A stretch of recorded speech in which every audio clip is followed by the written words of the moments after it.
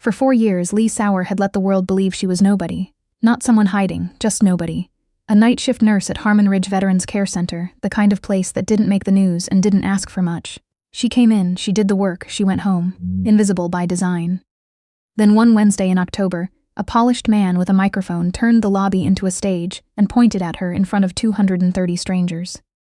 And 3 hours later, a man with his own hand buried in a bullet wound stumbled through the ambulance bay doors and said her name the way only certain people ever said it. Like a last resort, like a final prayer, and spoke 4 words that cracked everything open.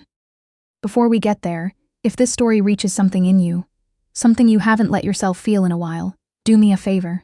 Tap that like button so more people find their way here.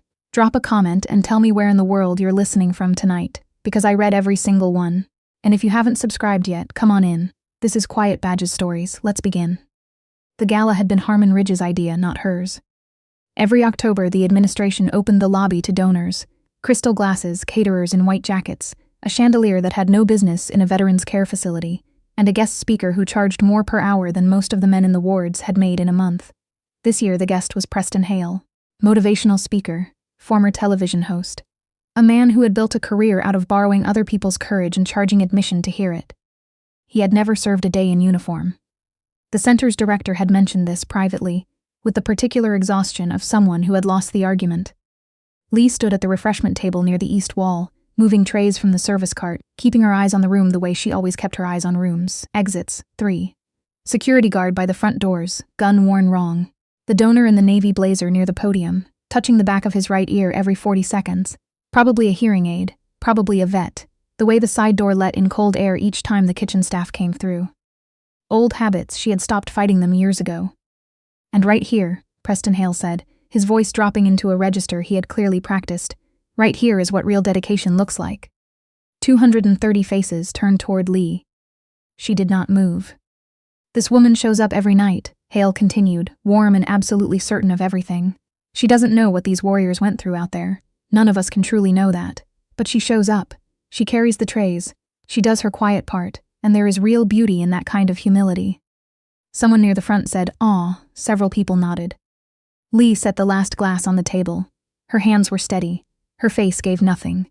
She tucked the empty tray under her arm and walked back toward the service hallway, without looking at Preston Hale, without looking at the 230 people still watching her, without acknowledging any of it at all. "See," Hale said behind her, "no ego, no need for the spotlight we could all learn something from." The kitchen door swung closed behind her. Robin Okafor, charge nurse and the person at Harmon Ridge who noticed the most without saying the most, was leaning against the prep counter with her arms folded. "He pulled you into his speech," Robin said. "It's easier to let it go." "Is it?" "It is." Robin watched her for a moment.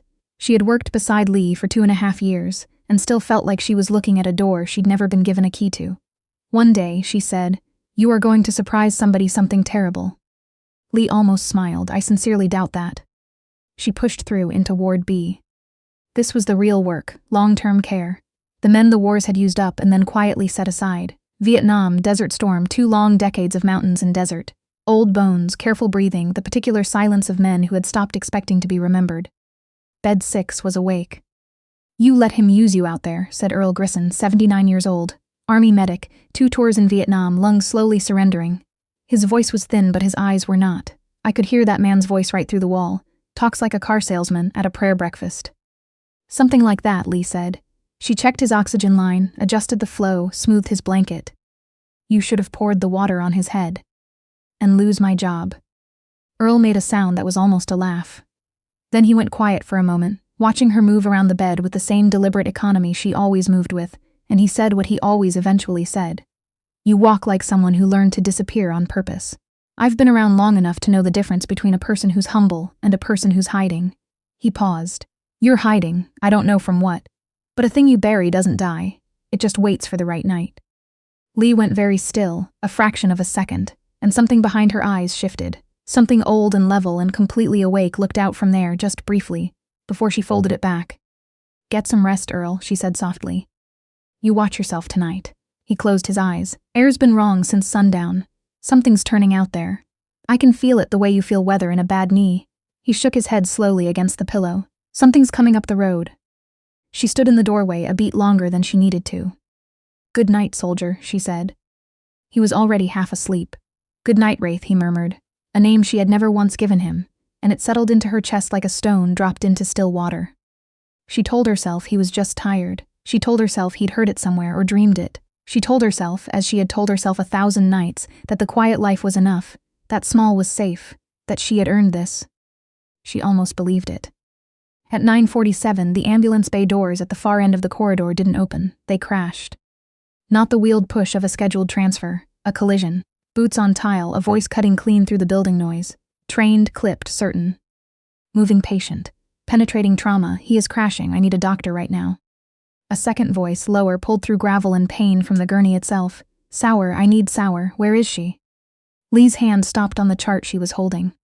Nobody in this building used that name. It wasn't on her badge. It wasn't in the system. It was a name that belonged to a different life in a different country, spoken in the dark by people trained to operate in the dark. She set the chart on the counter with both hands, carefully, the way you set things down when your whole body has shifted into something cold and clear and very awake. Down the hall, the gurney came into view. 2 paramedics fighting to manage a big man who was barely fighting back, which was worse than if he'd been fighting, because it meant he understood the math. He had 3 fingers jammed into the high crease of his right thigh, clamping a femoral artery against his pelvic bone by hand alone. His shirt was soaked through. His face was the color of old concrete. His eyes found her from 40 feet out and stopped moving. Civilian men panic when they bleed. They grab, they thrash, they beg. This man lay still and burned every last calorie on staying conscious and locked onto her face. She knew exactly what she was looking at. She had been one. "Nurse," the lead paramedic's voice was fraying at the edges. "We've got nobody here. The on-call went to the gala. There's no surgeon. We cannot reach the level 1 for 40 minutes and we are losing him." The gala crowd had spilled into the corridor. Donners in evening wear, phones rising, and at the front of them, brow furrowed in practiced concern, came Preston Hale. "All right, everyone give them room," he announced, taking hold of the moment the way he took hold of all moments. "Let the professionals handle this. This is exactly what they train for." There were no professionals here. There was a charge nurse going pale at the station, 2 paramedics burning through everything they knew, and a long-term care ward with no trauma capability and no surgeon for 38 miles of dark highway. The gurney braked in front of Leigh. The lead paramedic's eyes held something that wasn't grief yet but was getting there fast. "Penetrating wound, high medial thigh. We cannot tourniquet it. It's too proximal. He's been losing blood for 20 minutes. Pressure is dropping." Leigh was already reading the man on the gurney. Not the paramedic, the man. Gray around the mouth, sweat sheeting his face, breathing in shallow pulls with a small wrong hitch on the left side, a tug at his collarbone on every inhale, the neck veins just starting to rise. 2 ways to die at once, racing each other. She knew exactly what to do for both. "Leigh." The man on the gurney rasped it. His hand searched the air and grabbed at nothing. "It's Danny, Senior Chief Korvich. Your father, he sent me. Before he made me promise." A wet cough took the rest of it and left blood at the corner of his mouth. The hallway tilted. Her father. Frank Sauer, Master Sergeant, the man who had taught her to slow her own pulse on a cold dock before she could read, who had spent 30 years training people like Danny Korvich, and like her, whose name she had not let herself say out loud in 4 years, because saying it broke something she could not afford to break and still keep moving. "He sent me." She did not finish the thought. There would be time to come apart later. There was no time now. One breath, the dock. Her father kneeling beside her, big and patient, his hand warm on her shoulder. "Fear is just weather, Leigh. You wait it out, then you do the work." Preston Hale's hand settled on her shoulder, the soft steering grip of a man used to moving people out of his way. "Sweetheart, this is clearly beyond." She did not move. For the first time all night, she did not give him a single inch. The monitor screamed. The numbers fell off a cliff. Danny's eyes were going soft at the edges. Something inside Leigh that had been folded away for 4 years quietly stood up to its full height. Her chin came level, her shoulders rolled back, the curl went out of her spine and what replaced it had been drilled into her on 2 continents and never truly left. The tremor in her hands was gone, not faded, gone, as if it had never belonged to her. "You," she pointed at the lead paramedic, 2 fingers sharp, 14-gauge angiocath, largest needle in your kit. "My hand now," she turned. "You, 2 lines wide open, pressure bags if you have them, move." Her eyes went to Robin across the corridor, trauma kit from the supply cart. Hemostatic gauze, whatever this building carries, and clear this hallway of everyone not in scrubs. Right now. The corridor held its breath for 1 second. Then it broke apart and ran to her voice. Robin ran. The The paramedics moved like they'd been waiting their whole careers to be told exactly what to do. 2 donors in evening gowns scrambled back from the spreading blood. Somewhere in the crowd a phone lowered, then another, as 200 people began to understand that what they were watching did not look like the speeches about courage. It looked like a woman going to her knees in blood and refusing to let a man die. Leigh drove 3 fingers into the wound, past the surface, deep into the crease of Danny's hip, and pressed the femoral artery flat against the hard shelf of his pelvis. The only thing in the room that would stop the bleeding now. No clamp could reach it, no tourniquet. Only a hand that knew exactly where to push, and exactly how hard, and was willing to cause real pain to buy a life. The blood slowed, held. Danny arched and went white through his teeth. Good. Pain meant a brain still getting oxygen. Lock your hands over mine, she told the lead paramedic, guiding his hands into place without looking at him. Exactly where I have it. You do not lift, you do not shift, you do not get curious. You are this man's blood pressure right now. Do you understand me? Yes, his voice was barely above a whisper. Yes, ma'am. She turned to Danny's chest. Her fingers read his ribs the way she read everything, by feel, by the map she had built over 11 years in helicopters and mud and rooms without any light at all. Left side tight and swelling, windpipe pulling towards center away from the failing side, neck veins straining like cords. The air trapped around his lung was squeezing his heart one breath at a time. The clock on it had nearly run out. Her free hand found the inside of Danny's jacket, a flat waterproof drive taped beneath the lining. She palmed it without breaking her other hand's position. Instinct and practice working as one motion. Needle, she said, and held up her hand without looking. Robin pressed the angiocath into her palm. Preston Hale found his voice. You can't, she's only a nurse, somebody needs to call a real doctor. Leigh uncapped the needle with her teeth. She found the spot on Danny's chest, second intercostal space, mid-clavicular line, the same landmark she had found in daylight and in pitch dark and in the back of moving vehicles, on men whose names she still carried. She set the bevel against the skin, angled it true, and drove it in with one smooth, controlled push. A hiss long and unmistakable, trapped air escaping the chest. The sound filled the silent corridor. Danny's next breath came deeper, then deeper still. The blue at his lips faded toward gray, then toward something close to color. On the monitor, the falling numbers caught, held, and began to climb. 78, 91 over 56. The corridor was utterly silent. 230 people in evening wear, 2 paramedics, 1 charge nurse, 1 $35,000 speaker with nothing left to say. All of them watching a woman in navy blue scrubs pull a man back from the edge with her bare hands and a needle. Preston Hale tried once more. He straightened his jacket and reached for the voice he used at the end of difficult segments. Well, looks like our staff really came through tonight. Let's hear it for the incredible people of Harmon Ridge, folks. This is exactly the kind of dedication. Sit down, Leigh said. She didn't shout it. She didn't even turn her head to look at him. But the 2 words landed like a steel door closing in an empty building, and every person in that corridor felt them. Preston Hale walked backward 2 steps and sat into a folding chair he hadn't been standing near and did not say one more word. From the edge of the crowd, a man stepped forward. Late 60s, straight spine, silver hair, a small emblem on his lapel. He had been watching Leigh the entire time, and his face held something that was not pity and was not admiration and was not quite either. It was recognition. Ma'am, said Colonel Tom Waverly, retired, 28 years Army, quietly at first, then louder, turning so the whole frozen hallway could hear him. I served 3 decades in uniform. I have seen a manual junctional compression and a needle decompression of a tension pneumothorax exactly twice in my life. Done that fast, that clean, with no kit and no surgeon and not one moment of hesitation. His voice went rough at the edges. My son came off a mountain in Afghanistan because of people who could do what you just did. He came home. I spent 20 years not knowing who they were. Never got to say thank you. He held her gaze steady. So whatever you are, ma'am, whatever you were, somebody owes you a debt they will never be able to pay. The hallway waited. Leigh rose to her feet. She guided the paramedic's hands into full position, talked him through the handoff in 4 quiet words, and wiped her hands on the towel Robin held out. She did not curl her shoulders inward, her chin stayed level. Her gaze moved first to Danny, alive, breathing because of what her hands still remembered, then to Colonel Waverly, who already knew the answer. Last and longest, it settled on Preston Hale, sitting small and silent in his folding chair, the salesman of borrowed courage with nothing left to sell. My name is Leigh Sauer. At the far end of the corridor, the outer doors opened again. 3 people came through in plain clothes, moving fast and low and together, scanning corners, not looking for exits, looking for threats. The man in front locked eyes on Leigh across the full length of the bloody hallway and stopped. Specialist Sauer. His voice was flat and certain. "Ground Branch, we have been looking for you for 4 years." He took 2 steps closer and let her see his hands, open, deliberate. "And we are not the only ones who found you tonight." Leigh knew the face. Older now, a new scar through the chin, but she knew it the way you know a voice in the dark from the first word. "Lorca," she said. Sam Lorca almost smiled.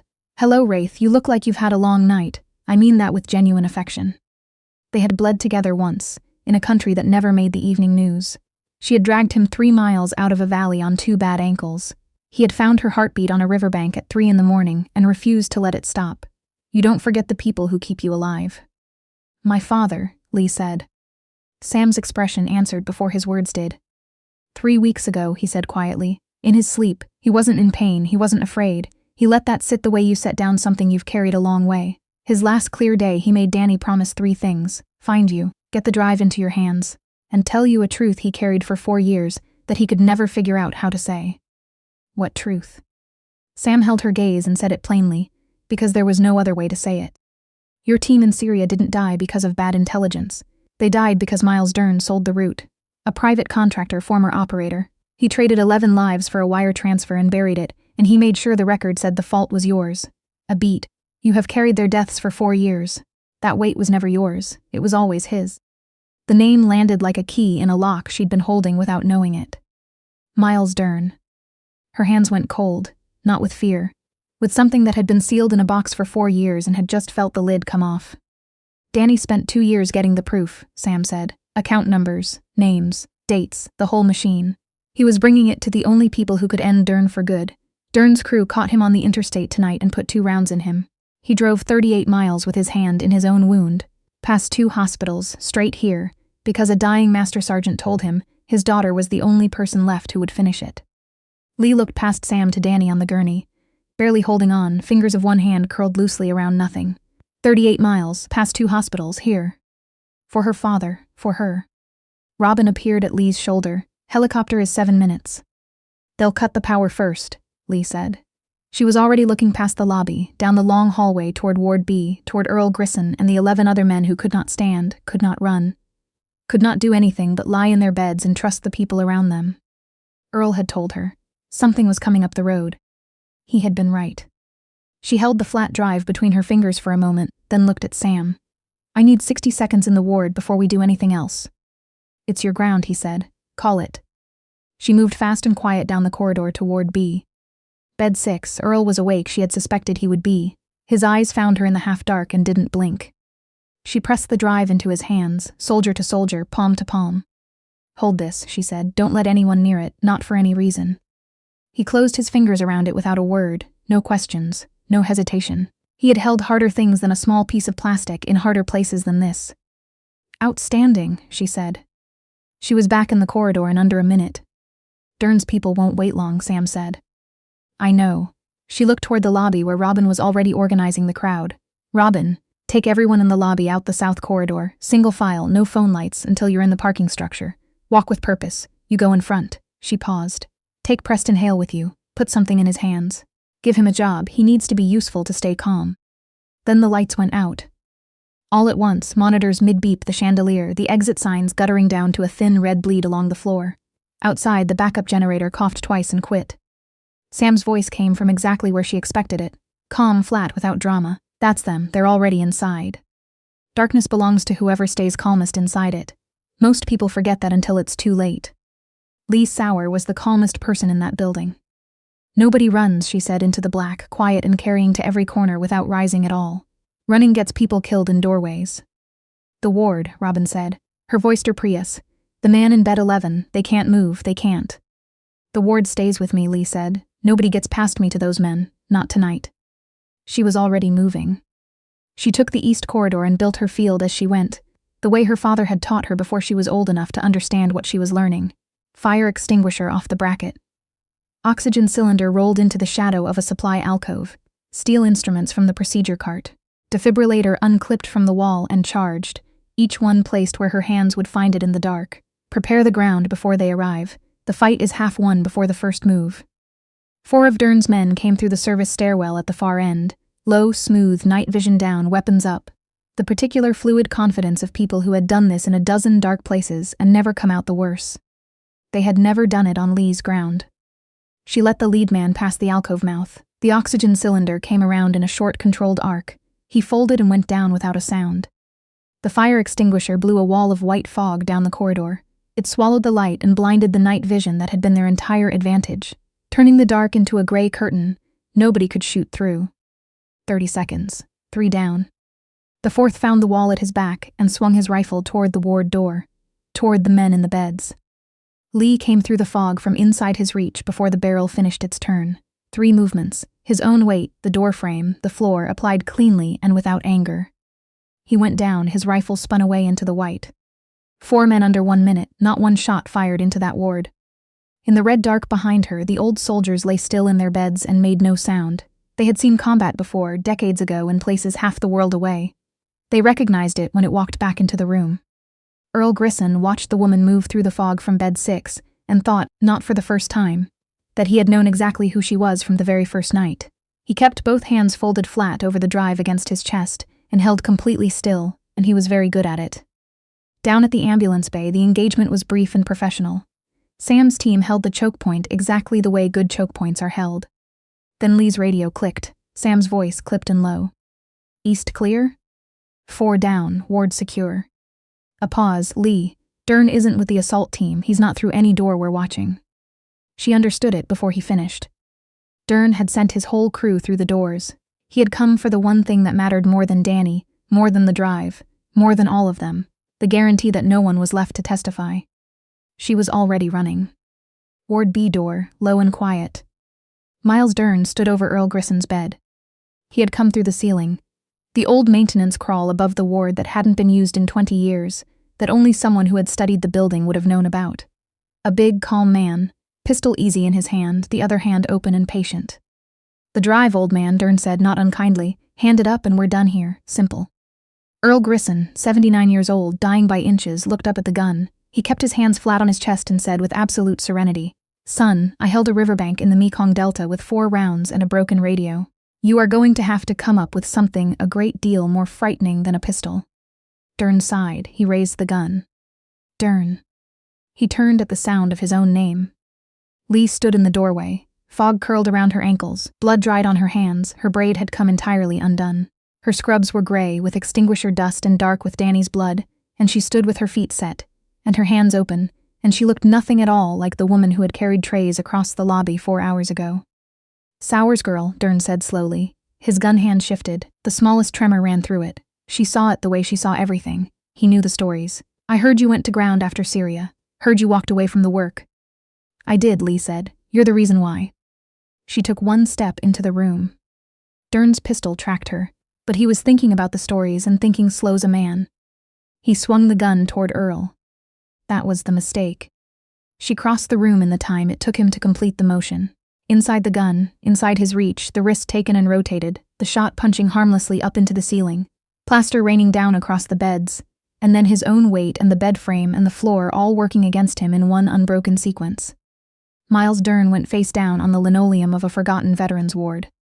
Leigh locked his arm and pressed her knee into his back and leaned in close. 11 people, she said, very quietly. 11 people who trusted the route you sold them for a number in an account. She felt him try to move and increase the pressure 1 degree. He stopped. I carried their faces for 4 years. I thought I made the call that killed them. You want to finish it, Dern said through the floor. I can feel it. Go ahead.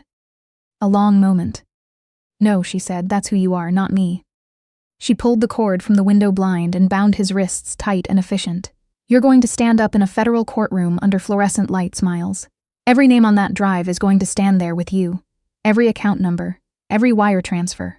In front of cameras and families who deserved to know the truth a long time ago. She tied off the last knot. That isn't mercy, it's worse. You're going to watch everything you built come apart in daylight where the whole world gets to see exactly what you always were. The ward doors banged open. Sam came through first, and behind him the blue-red wash of police lights flooded down the corridor. 20 minutes late, exactly as she had known they would be. Earl Grissom raised the drive in one thin, shaking hand. I believe this here belongs to the United States government, he announced, with the full composure of a man who had just won the last battle of his long life. Perimeter held, 0 casualties. You put that in the official report. Leigh crossed to his bed. She took the drive, she took his hand, and for the first time in 4 years in front of everyone, Sam Lorca, the police, 200 strangers still crowded in the doorway and the hall, her eyes filled. She did not hide it. She passed the drive to Sam, then she turned back to Earl and held on. "Outstanding work, soldier," she whispered. "Told you," Earl murmured. His voice was thin and satisfied. Air was wrong all night, his fingers tightened on hers. "Don't you go back to ground, girl, don't you dare. A thing as good as you doesn't belong buried. Promise an old man." "I promise," she said. And she meant it. By sunrise, Danny Corvich was in surgery across town at County, stable, expected to keep the leg. The bullet out, the artery repaired, the air drained from his chest, all because a nurse on a forgotten ward had known precisely what to do and had not waited to be asked. Miles Dern was in federal custody. The drive was in the hands of serious people who would spend 18 months dismantling what he had built on the bodies of 11 better people. Preston Hale stood alone in the emptied lobby in his fine suit, holding a paper cup of coffee that had gone cold an hour ago. Leigh found him there as the morning light came through the tall windows. He couldn't meet her eyes. "I had no idea," he said. The words came out stripped of all their polish. "All those years, all those stages. I have never done anything close to what I watched you do tonight." Leigh looked at him for a long moment. She could have ended him with one sentence. Every person who heard about this night would have cheered her for it. She chose a different sentence. "Then stop selling it," she said. "Not cruelty, almost kindness. Go find out what it actually costs a person, not the idea of it, the real price. And maybe one day you'll have earned the right to speak about it honestly." She left him standing in the light and did not look back, because some debts are settled simply by walking away whole. Sam was waiting for her by the front doors. He wore the look she remembered, the look that came right before an offer. "You know what comes next," he said. "We could use you, Leigh, the real you. Wraith back in the field. Finish what your father started, just say the word." She looked past him down the long bright corridor toward Ward B, where the morning was coming in gold through the windows. Toward the men in their narrow beds, men who had fought in the same places they had sent her, who had come home to linoleum and institutional coffee, and the particular loneliness of people who could not explain what they had seen. "No," she said. Sam blinked. "I spent 4 years hiding because I thought disappearing was the only way to be safe, and I spent 11 years before that believing the only way to matter was to be a weapon." She shook her head slowly. "I had it wrong both times, Sam." "Then what does Leigh Sauer do now?" She looked toward the ward, and for the first time in longer than she could honestly remember, a real smile found her face and stayed. "This building is full of people who came back from the same places they sent us," she said, "and nobody here knows how to reach them. Nobody speaks the language. Nobody knows what a man's eyes look like 3 years after something he'll never be able to say out loud." She held up the 2 hands that had pulled a life back from the edge the night before. "I do, so I'm staying. I'm going to build something real, trauma training, tactical medicine, run by someone who has stood exactly where these men are standing." Sam nodded, slow and deep, the way one soldier salutes another without lifting a hand. "Your father would be proud of you," he said. "He already was," Leigh answered quietly. "Somebody made sure I knew." Earl Grissom died 6 weeks later, on a quiet Sunday afternoon with the autumn sun coming through his window, peacefully in his sleep, which was the ending he had earned and never once asked for. The new wing opened in the spring. The administration had wanted to name it after a senator or a major donor or anyone with a recognizable face. Leigh told them no. She named it the Grissom Center, for an army medic who held a drive to his chest in the dark on the worst night of his long life and never once let go, and who lived just long enough to see his name go up over the door before his tired lungs gently laid him down to rest. On the morning it opened, a young woman came through the front entrance, mid-20s, army discharge papers folded in her jacket pocket. Her hands were shaking. She stood in the lobby for a full minute and could not find a single word for what was wrong, only the certain feeling that no living person could possibly understand it. A nurse with a long braid, clear gray eyes, and 3 old scars she never explained sat down in the chair beside her. She did not look at the floor. There was no curl left in her shoulders. She looked the young woman straight in the eyes, soldier to soldier, and said the only words that have ever truly reached a person standing in that much pain. "I know," Leigh said. "I've been right where you're standing. Let's find our way back together." Courage isn't something you purchase with a ticket and applaud from a safe distance. It isn't a speech or a pin on a lapel or a microphone in a well-lit room. It is what a person does in the dark. In the moment, nobody expected anything from them, when standing up costs everything they have spent years trying to protect. Leigh Sauer spent 4 years believing she had to make herself invisible to be safe.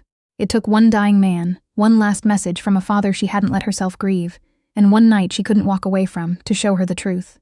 The bravest thing she ever did was not what she did with her hands in that hallway. It was standing back up afterward and deciding at last to be seen.